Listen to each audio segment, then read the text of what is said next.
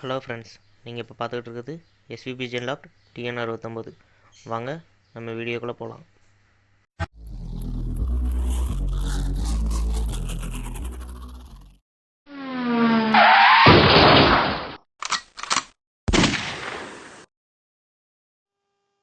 Hello friends, நம்ம இப்போ எங்கே வந்திருக்கோம்னு பார்த்தீங்கன்னா, நம்ம சப்ஸ்கிரைபர் வீட்டுக்கு தான் வந்திருக்கோம். அவங்க அடிக்கடி நமக்கு ஃபோன் அடித்து, நானும் எங்கள் வீட்டில் புறாவை செட் பண்ணியிருக்கேன், வந்து பாருங்கள், உங்களை பார்த்தா நான் செட் பண்ணேன் அப்படின்னு சொல்லியிருக்காப்ப. அதனால வந்திருக்கோம். அவங்கள்ட்ட பட்டணத்தோடாலு, சாதா புறா, வேறு ஃபேன்சியில் 2 வெரைட்டி இருக்குது. நல்ல குவாலிட்டியாகவே எடுத்து வச்சுருக்காங்க. நல்லாயிருக்கு. இது எல்லாமே நாட் ஃபார் சேல் ஃப்ரெண்ட்ஸ். இது எதுவுமே சேலுக்கு கிடையாது. அவங்க ஓனாக வளர்க்குறதுக்கு இப்போ செட் பண்ணிக்கிட்டு இருக்காங்க.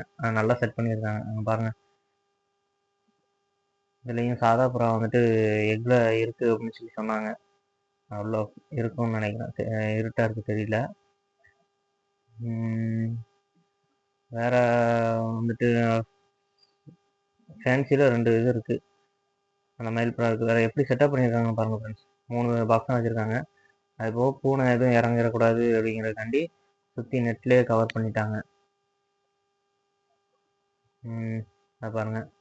பூனை உள்ளே வர வாய்ப்பும் இருக்காது. 3 பாக்ஸ் வச்சுருக்காங்க. 3 பாக்ஸும் 3 ஜோடிக்கு இந்த மாதிரி கணக்கில் வச்சுருக்காங்க.